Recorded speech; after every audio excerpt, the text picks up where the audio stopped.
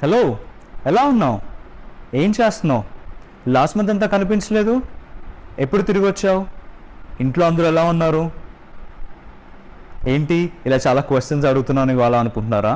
ఈరోజు మన వీడియో అంతా బేసిక్ క్వశ్చన్స్ గురించి. జనరల్గా మనం ఒక రోజులో చాలా మందిని మీట్ అవుతూ ఉంటాం. మీట్ అయిన ప్రతిసారి మనం వాళ్ళతో మాట్లాడుతూ ఉంటాం కూడా, ఎందుకంటే వాళ్ళు మనకి బాగా తెలిసిన వాళ్ళు కాబట్టి. అలా మాట్లాడడానికి మనం చాలా సెంటెన్సెస్ యూజ్ చేయాలి, అంటే చాలా వాక్యాలు. నేను ఇప్పుడు మీతో మాట్లాడుతున్నాను కదా, ఇందులో ఎన్ని వాక్యాలు ఉంటాయి? చాలా ఉంటాయి. అలా మనకు తెలిసిన వాళ్ళతో ఎప్పుడో మీట్ అయిన వాళ్ళు మళ్ళీ చాలా కాలం తర్వాత మనం వాళ్ళని మళ్ళీ కలుస్తుంటే ఎన్నో మాటలు మనం మాట్లాడుతూ ఉంటాం, ఎంతో సెంటెన్సెస్, ఎన్నో వాక్యాలు వస్తూ ఉంటాయి అక్కడ. అలాంటప్పుడు కొత్త వాక్యాలతోనే మనం కంప్లీట్గా మాట్లాడలేం కదా, కొన్ని క్వశ్చన్స్ కూడా అడుగుతుంటాం. ఏం చేస్తున్నావు, ఎలా ఉన్నావు, ముందు అడిగాను కదా కొన్ని క్వశ్చన్స్. అలా మనం క్వశ్చన్ అడిగితేనే మనకి ఆన్సర్ వస్తుంది. ఆన్సర్ వచ్చిన తర్వాత మళ్ళీ క్వశ్చన్ అడిగితే మళ్ళీ ఆన్సర్ వస్తుంది. అలా ఒకరిని ఒకరు అడిగే క్వశ్చన్స్ అండ్ ఆన్సర్స్ కలిపితేనే ఒక కాన్వర్సేషన్ అవుతుంది.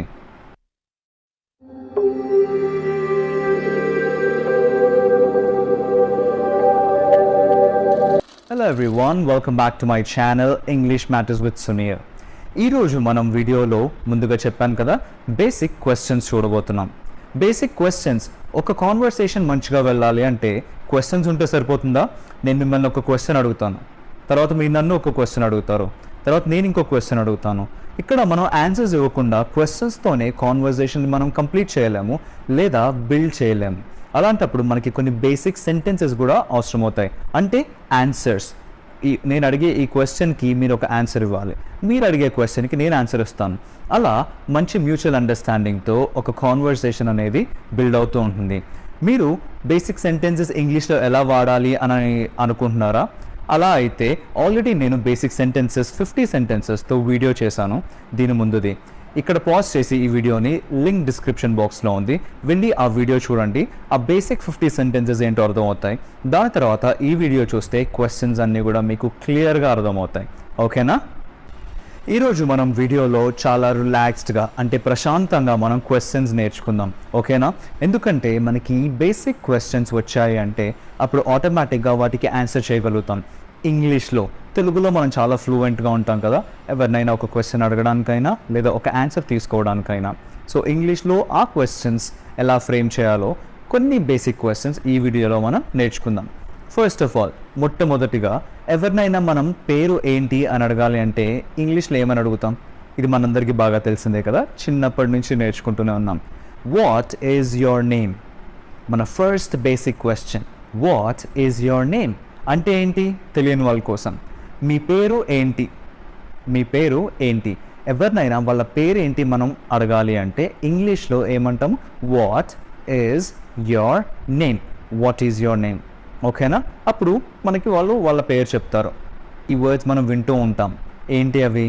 First name, middle name, last name అని. ఎప్పుడైనా విన్నారా అవి? అవి ఏంటో మీరు నాకు కామెంట్ సెక్షన్లో మెన్షన్ చేయండి.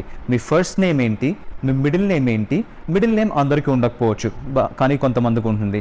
మీకు మిడిల్ నేమ్ ఉంటే అదేంటో మెన్షన్ చేయండి. అలానే మీ లాస్ట్ నేమ్ కూడా. అప్పుడు నాకు అర్థమవుతుంది మీరు కరెక్ట్గా ఫాలో అవుతున్నారు అని. హౌఎవర్, అదేంటో కూడా నేను ఇప్పుడు చెప్తాను. అయినా మనం ఈ వర్డ్స్ ఎప్పుడు వింటాము? First name, middle name, last name అని. ఏదైనా అప్లికేషన్ ఫిల్ చేసేటప్పుడు, అలానే ఏదైనా డాక్యుమెంట్ మనం ఫిల్ చేసేటప్పుడు first name, middle name, last name అని వింటూ ఉంటాం. సో తెలియని వాళ్ళ కోసం ఇప్పుడు చెప్తాను నేను ఇవి ఏంటో. నా పేరు తీసుకుంటే సునీల్ కుమార్ సత్తి. సునీల్ కుమార్ సత్తి. దీంట్లో నా ఫస్ట్ నేమ్ ఏంటి? కరెక్ట్, ఫస్ట్ నేమ్ ఉంది ఇక్కడ, సునీల్. అది నా ఫస్ట్ నేమ్. దాంతోపాటు ఇంకా నాకు 2 ఉన్నాయి, 2 వర్డ్స్, టోటల్గా 3 వర్డ్స్. అందులో ఫస్ట్ సునీల్, అది కాకుండా ఇంకెన్ని వర్డ్స్ ఉన్నాయి? ఇంకా 2 వర్డ్స్ ఉన్నాయి. సో ఇక్కడున్న సెకండ్ వర్డ్, రెండో పదమే నా మిడిల్ నేమ్. ఓకేనా? రెండో పదం నా మిడిల్ నేమ్. నా లాస్ట్ నేమ్ ఏంటి? లాస్ట్లో ఉంది కదా, సత్తి. Last name Satti. అర్థమైంది కదా? నా first name Sunil, middle name Kumar, last name Satti. మన తెలుగు ఫార్మాట్ యూజువల్గా చూసుకుంటే మన ఇంటి పేరు అనేది ఫస్ట్ వస్తూ ఉంటుంది. అవును కదా? మీ అందరి పేరు ఏంటి అని అడిగితే మీరు ఏమని చెప్తారు? ఇనీషియల్ అంటే మన ఇంటి పేరు ఫస్ట్ చెప్తాము, తర్వాత మన first name and middle name వస్తూ ఉంటుంది. సో కన్ఫ్యూజ్ అవ్వద్దు ఎవరైనా సరే. ద రైట్ ఫార్మాట్ అంటే మనం ఏదైనా అప్లికేషన్ ఫిల్ చేసినప్పుడు లేదా ఏదైనా డాక్యుమెంట్ మనం ఫిల్ చేసేటప్పుడు మన ఫార్మాట్ ఏమొస్తుంది అంటే first name, middle name and last name. అంటే మన పేరు ఫస్ట్ వచ్చి మన ఇంటి పేరు లాస్ట్లో వస్తూ ఉంటుంది. అది మనం ఫాలో చేయాల్సిన ఫార్మాట్.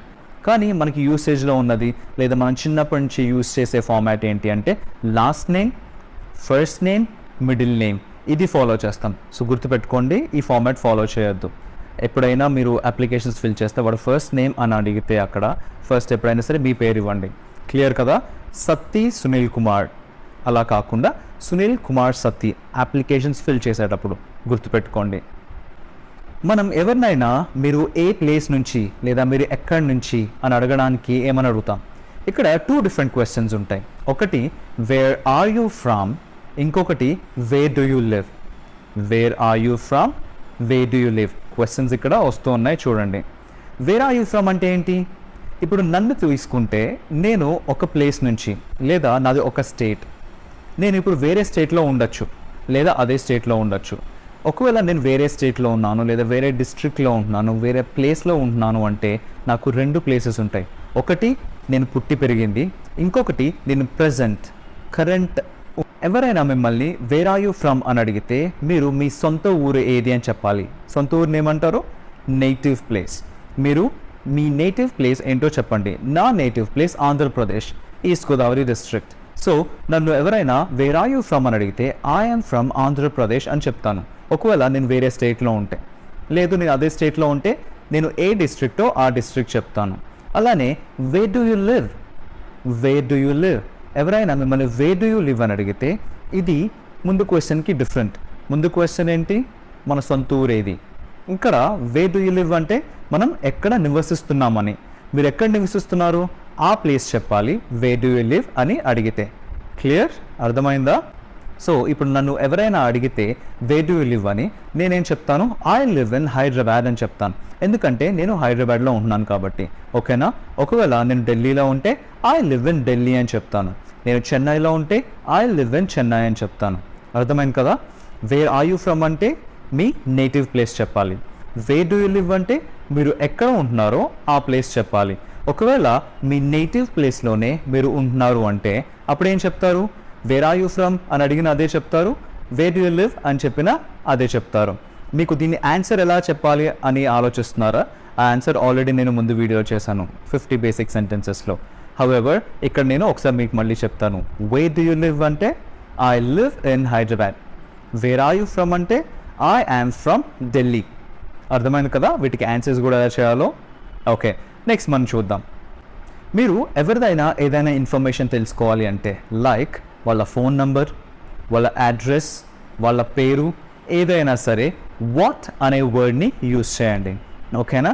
వాట్ అనే వర్డ్, WHAT, వాట్ అనే ఈ వర్డ్ మనం యూజ్ చేస్తే మనకి బేసిక్ ఇన్ఫర్మేషన్ అనేది తెలుస్తుంది. ఫర్ ఎగ్జాంపుల్ మనం ఆల్రెడీ డిస్కస్ చేసుకున్నాం కదా, what's your name. What is your name అంటే ఏంటి? మీ పేరు ఏంటి అని. ఇక్కడ ఏం తెలుస్తుంది? జనరల్ ఇన్ఫర్మేషన్ మీ గురించి. Next what is your phone number. What is your phone number అంటే ఏంటి? మీ ఫోన్ నంబర్ ఏంటి అని. ఇక్కడ ఏం తెలుస్తుంది? మీ information. Next what is your address. What is your address. What is your address అంటే మీ అడ్రస్ ఏంటి అని అడుగుతున్నాను. కరెక్ట్? అర్థమైంది కదా?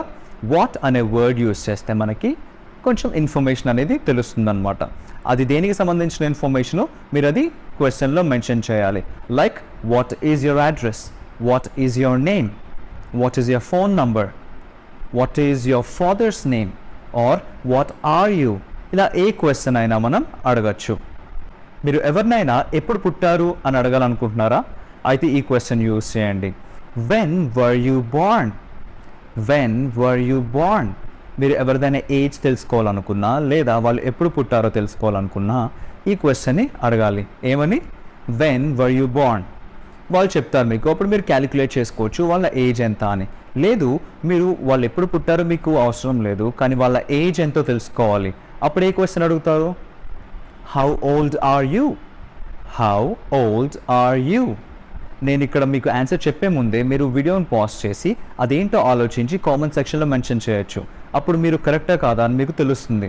ఓకే, వీడియో మొత్తం క్లియర్గా చూసారు కదా, మీకు అంతా అర్థమైందని అనుకుంటున్నాను. మీకు ఏమైనా క్వశ్చన్స్ ఉంటే లేదా ఏమైనా అర్థం కాకపోతే కామెంట్ సెక్షన్లో కామెంట్ చేయండి, నేను వాటికి రిప్లై ఇస్తాను. అలానే మీకు ఈ వీడియో నచ్చితే లైక్ చేసి మీ ఫ్యామిలీ మెంబర్స్ అండ్ ఫ్రెండ్స్ అందరికీ షేర్ చేసి సబ్స్క్రైబ్ కూడా చేయండి. దాంతోపాటు బెల్ ఐకాన్ పైన క్లిక్ చేయండి, మీకు నోటిఫికేషన్స్ అన్నీ వస్తాయి. ఇదే కాంటెంట్ని మీరు ఇంగ్లీష్లో చూడాలనుకుంటున్నారా? మనం ఇంగ్లీష్ని తెలుగులో నేర్చుకున్న తర్వాత ఇంగ్లీష్లో డైరెక్ట్గా నేర్చుకుంటే ఇంకా బెటర్గా మనకి అర్థమవుతుంది. అలానే లాంగ్వేజ్ అర్థం చేసుకోవడం అండ్ మాట్లాడడం కూడా వస్తుంది. సో ఈ వీడియో కాంటెంట్ని ఇంగ్లీష్లో చూడాలనుకుంటే డిస్క్రిప్షన్ బాక్స్లో లింక్ ఇస్తాను, వెళ్ళి తప్పకుండా చూడండి. సేమ్ వీడియో సేమ్ కాంటెంట్, కానీ లాంగ్వేజ్ మారుతుంది. ఇంగ్లీష్ని ఇంగ్లీష్లో కూడా మీరు నేర్చుకోవచ్చు. ఈ రోజుకి అంతే. నెక్స్ట్ వీడియోలో మనం ఇంకా ఇన్ఫర్మేషన్తో కలుద్దాం. అంతవరకు టేక్ కేర్, బాయ్.